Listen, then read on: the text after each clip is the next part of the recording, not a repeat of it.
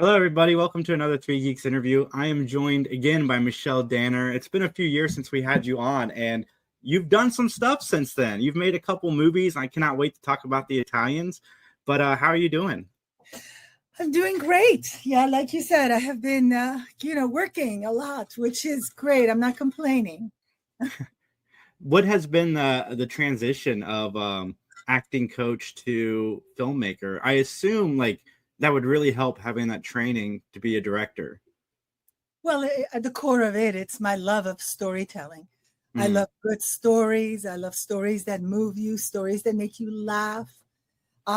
Even I was just at the Cannes Film Festival and I saw several movies in competition.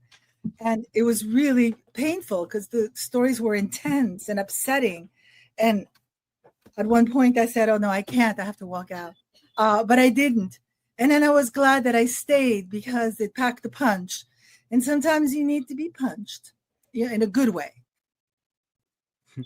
So did you always want to be in filmmaking? I probably did. I am told stories. My dad opened the very first William Morris agency in Paris. And there's a story that he brought the agents of the William Morris agency to come and for dinner. And at 2 years old, I was tap dancing on the coffee table, doing imitations of Judy Garland, of Ed Sullivan, of Alfred Hitchcock. So those are the stories that kept everybody very entertained for several hours performing. Did you watch a lot of movies, television, or even go to plays a lot as a child? I did. As I grew up, I was brought up in Europe. I traveled a lot when I was little. And but I did my primary education was in Paris, in France. And I would always go to museums and read a lot. I'd go to the library and come back with 2 big bags filled with books. And I would just read it in my room. I installed my closet, had a second floor to the closet. And so I had a little candle there. Can you imagine how dangerous that was? Thank God I didn't set myself on fire. But sometimes I had a little battery operated light. And I was up there in my closet and that second floor of the closet, reading and reading avidly and going to movies and going to the theater and writing. And I was just a child that loved literature. How did somebody get started to be an acting coach? Well, it's a good question. I think it started for me with a fascination of all the acting techniques. So I studied Stanislavski. I studied with Stella Adler, believe it or not. That ages me considerably. I studied with Uta Hagen. I studied with Herbert Bergdorf. I studied with countless teachers, wonderful teachers, that left their impact on me, Stephen Strimpel. And, what happens is when you study a lot with different techniques and everything, you have a desire, I think, to pass it down. So it was one day I was walking on the beach. A lot of people had asked me to coach them, and I was pounding the pavement, so to speak. You really pound the pavement in New York City, but here in LA going on auditions. And I had to make a decision at a certain point. I was becoming very popular as an acting coach. A lot of people were calling me to work with me and to be in my classes. And, you can't dance at every wedding, I like to say. So I made a conscious decision that I was going to pass down the information I had, work with actors, teach classes, coach one-on-one.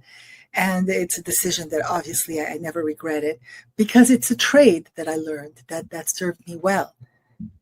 Well, I know you did some acting before 2015, but around 2015 is when you really started to start acting, producing, and directing. What was that decision like to start making some of these stories yourself? Well, yes, you really want to be able to nurture not only how you tell the story, but then how people see it, how it gets released to audience. And so I very much wanted to have that ownership over the product that I would create.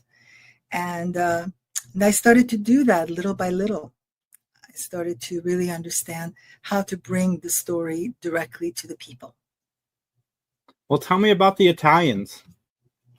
Well, the Italians was, as every movie that I've made, a labor of love. I mean, I don't direct a movie that I'm not passionate about. There's absolutely no point in that. it's too much work. You have to put your heart and soul into it. And so the Italians came to me via a play written by Lisa Phillips Visca. And I thought it had a lot of heart in it. And of course, it reminded me of my Italian family. And so I said to her, why don't you write the screenplay and I will try to get it made. And she did, and she's very patient. And then when I decided that, we were going to make it happen, which is no small thing because it's really hard to get a movie off the ground, we started to, expand it a little bit, do some rewrites. I was thinking casting. And then I was lucky enough for this cast to come together that not only did the script have heart, but then the cast had heart. And so I know the whole movie. So yesterday I went to a red carpet event and I ran into someone as I walk into the event. Somebody comes up to me and says, oh my God, we were at the premiere of The Italians. I've never laughed so much. They don't make movies like that anymore. So as we did the festival circuit, people laughed a lot. And there's something very rewarding, especially because when you're working with your editor, and I have a wonderful editor, Teferi Seifu, and when you really carve out the moments and find the rhythm of each scene and then the rhythm as a whole of the movie, and then you see audiences are laughing nonstop and then they're moved when you want them to be moved. It's so rewarding to see that work, that meticulous work that we did, where we poured ourselves in it, really paid off. And so this wonderful lady yesterday was like, I loved your movie. And I'm like, well, tell everybody. It's on Amazon Prime exclusively for a few more months. So tell everybody that you know to watch it. You should be very proud because I pulled it up on Rotten Tomatoes and it's got a 91% audience score, which is incredible. People are liking it. They really are. It's got an 8 point something. I can't remember exactly, 8.3 or 4 on IMDb. Mm-hmm. And it's gotten some great reviews. People have really liked the movie. I mean, it's an independent movie. So we've done a lot of grassroots work. One of our actors, Rob Estes, who plays, my husband in the movie, went on Entertainment Tonight. There was a huge thing on him and drove a lot of viewership, which was great. And Matthew Daddario, who has a big following, who plays our son, also, posted. And so did David DeLuise and Perrey Reeves. And people have been very supportive of the movie. Abigail Breslin is in it as well. Olivia Luccardi is in it. Lanie Kazan is in it, the wonderful Lanie Kazan. An Italian actor called Luca Riemma plays a priest, which people loved that casting choice because he's a young, handsome guy, not who you would think would normally play a priest. And it's a slice of life. It follows the Matthew Daddario, who brings home for the first time, look who's coming to dinner, his girlfriend that he's been seeing behind his parents' back. So I should say he's the only son. And this is a traditional Italian-American family with a mother who's very opinionated. And, I drew a little bit from my mother, my grandmother, my great-grandmother, my sister. At the end of the movie, there's like a spoiler alert that tells you why I wanted to make this movie. It says, for my mother, Loredana, which is why I wanted to make it. That was the whole thing that drove me to tell the story. When you decide to start making movies, do you reach out to some of the people that you used to coach to see if they'd be in it? Well, yes, absolutely. I have to remember who is in it, but there's a lot of people that are in it that I have worked with. And of course, I mentioned Rob Estes, Matthew Daddario, and Abigail Breslin, and Perrey Reeves, and Olivia Luccardi, and Lanie Kazan, and David DeLuise, and Brian Drillinger, who's one of our producers. So I reach out to a lot of people, smaller parts, bigger parts that I've worked with. I have this wonderful village. I feel like somebody said to me once, a writer of another movie I directed, said, you're in a unique position to know so many people, so many great actors that you can pick up the phone and say, hey, come play for a little bit. So I'm curious to know about Miranda's Victim, because I am a sucker for courtroom drama. Me too. When they offered me that movie, which was now, I think about 3 years ago, I saw the email. It came on a Sunday. And I answered right away. I was like, oh, yeah, I'm intrigued.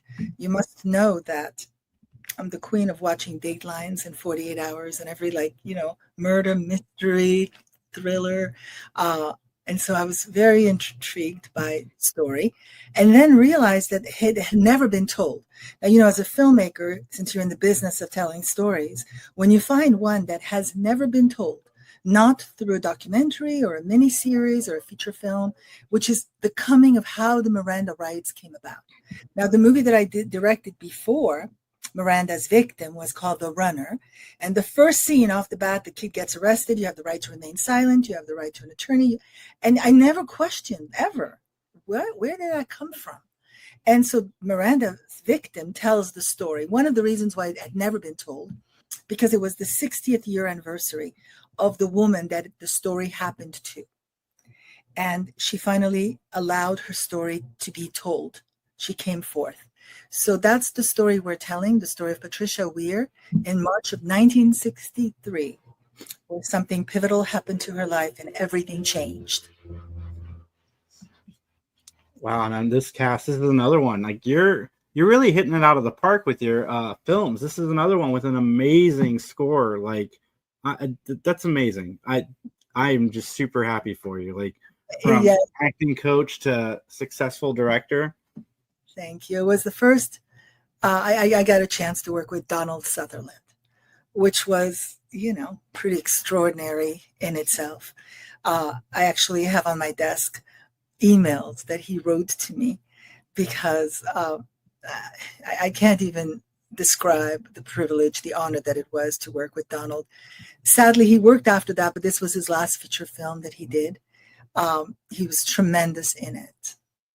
And then, of course, the rest of the cast that joined was Andy Garcia, Kyle MacLachlan, Ryan Felipe, Luke Wilson, Abigail Breslin, Mireille Enos, who I've loved her work forever, Brent Sexton, Enrique Murciano, Emily Van Cam, Josh Bowman, Dan Loria. I mean, like a cast, it was just a great cast. But we told everybody felt they were coming together to tell an important story, a story that we didn't know about. We didn't know how these rights came about.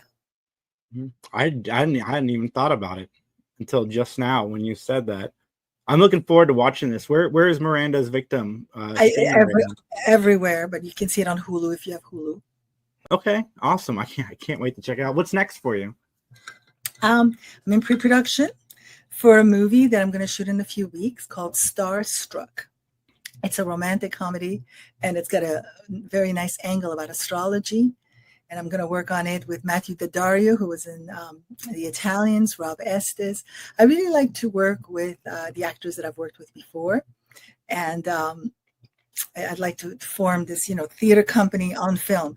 After I did Miranda's Victim with Andy Garcia, I ended up going to Italy to shoot a movie that's in post-production right now called Under the Stars, a romantic comedy with Andy Garcia, with Toni Collette, with Eva Di Domenici and Alex Pettifer, and Rob Estes, wonderful cast of actors.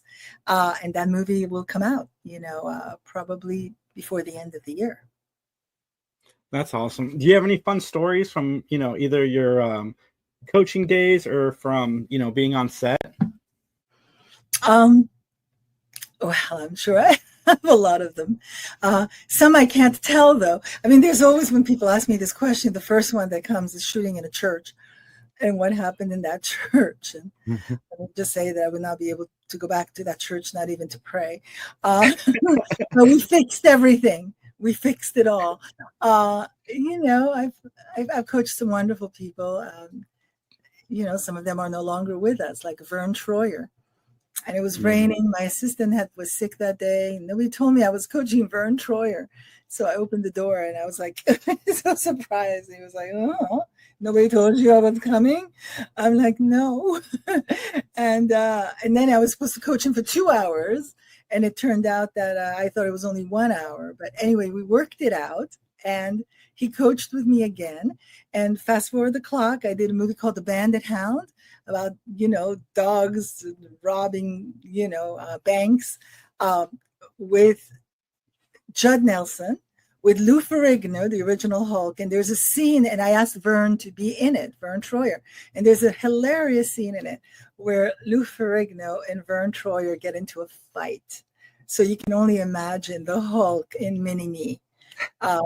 And that's a movie that's also out, and people can see it and watch it with their kids. People love it.